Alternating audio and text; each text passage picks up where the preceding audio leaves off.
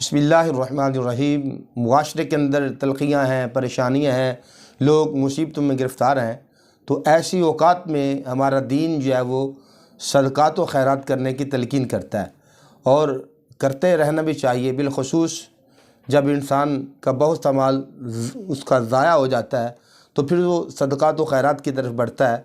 صدقہ کے فضائل کے بارے میں رسول اکرم صلی اللہ علیہ وسلم کا فرمان ہے، فرمایا صدقہ کرنے میں جلدی کیا کرو، فَإِنَّ الْبَلَاءَ لَا يَتَخَطَّاهَا، کہ بے شک بلا جو ہے وہ صدقے کو پار نہیں کرتی۔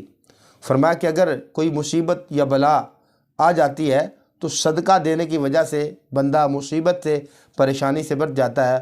اور ایک حدیث پاک میں آتا ہے کہ رسول اکرم صلی اللہ علیہ وسلم نے فرمایا اپنی بیماریوں کا علاج صدقے سے کیا کرو، آبرو ریزی کو بھی ہٹاتا ہے اور بیماریوں کو بھی دور کرتا ہے اور نیکیوں میں اضافہ کرتا ہے، اور فرمایا صدقہ دینے سے بندے کی عمر بڑھتی ہے۔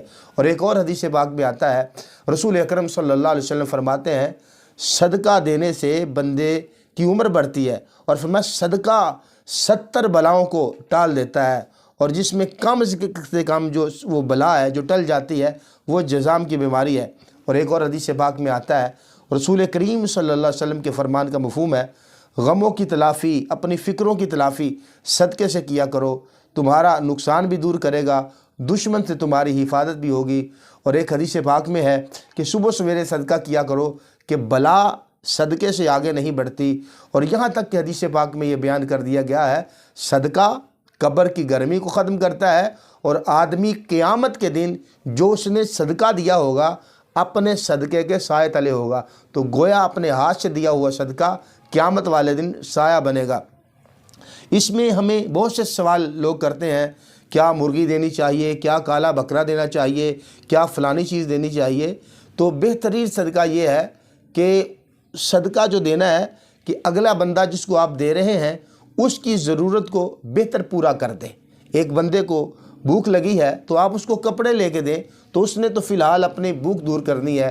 یا ایک بندہ بیمار ہے، یا ایک بندے کے پاس جوتی نہیں ہے تو آپ اس کو جوتی لے دیں۔ اگر کسی کے پاس کپڑے نہیں ہیں تو آپ اس کو کپڑے لے دیں، تو وہ دل سے آپ کو دعائیں بھی دے گا اور اس کی مسکین کی ضرورت بھی پورا ہوگی۔ بہتر یہ ہے کہ آپ، یہ پیسے کا دور ہے، کسی غریب کو پیسے دے دیں، اس سے اپنی ضروریات وہ خرید سکیں۔ حضرت سالم بن ابو جعد رحمۃ اللہ کہتے ہیں کہ ایک عورت اپنے بچے کے ساتھ جا رہی تھی۔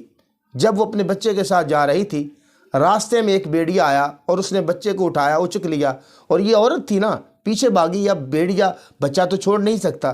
اتنے میں سائل، راستے میں ایک سائل تھا، اس نے سوال کر دیا۔ عورت کے پاس دینے کے لیے کچھ نہیں تھا، عورت نے، اس کے پاس صرف کھانے کے لیے ایک روٹی تھی، روٹی وہ سائل کو دے دی ہے، اور بھیڑیا واپس جو ہے وہ آیا اور بچے کو چھوڑ کر چلا گیا۔ تو مطلب یہ کہ اس نے صدقہ کیا ہے، اور صدقے کی وجہ سے اللہ تبارک و تعالیٰ نے اس کے بچے کو بچا دیا۔ لیکن افضل صدقہ وہ ہوگا کہ جو کسی کی ضرورت کو بہتر پورا کر دے۔ صدقہ پیسوں کی شکل میں دیا جا سکتا ہے، کسی فقیر کو دیا جا سکتا ہے۔ اگر آپ دینا چاہیں تو آپ رشتہ دار دیکھیں، رشتہ داروں میں دیکھ لیں، اس میں حدیث پاک کا مفہوم ہے رشتہ دار پہ ڈبل ثواب اللہ تبارک و تعالیٰ عطا فرماتا ہے۔ اور ایک اور حدیث پاک میں بڑھا ہے کہ جس کو دینے کے لیے دل نہ کرے تو ایسے بندے پہ صدقہ کرنا، اس پہ اللہ تبارک و تعالیٰ جو ہے وہ ٹرپل، یعنی کہ 3 گنا جو ہے ثواب عطا فرماتا ہے۔ تو اس لیے صدقہ بری موت سے بچاتا ہے۔ کئی مرتبہ آپ نے دیکھا ہوگا کہ میں اس طرح نہ کرتا تو میں نے تو گاڑی کے نیچے آ جانا تھا، اگر میری آنکھ اس طرح نہ ہوتی تو نکل جاتی تھی۔ یہ وہی چیزیں ہوتی ہیں کہ جو انسان نے اللہ تعالیٰ کے راستے میں صدقہ دیا ہوتا ہے۔ اللہ تعالیٰ ہمیں اپنی بیماریوں، اپنی لاچاریوں کا صدقے سے علاج کرنے کی توفیق عنیق عطا فرمائے۔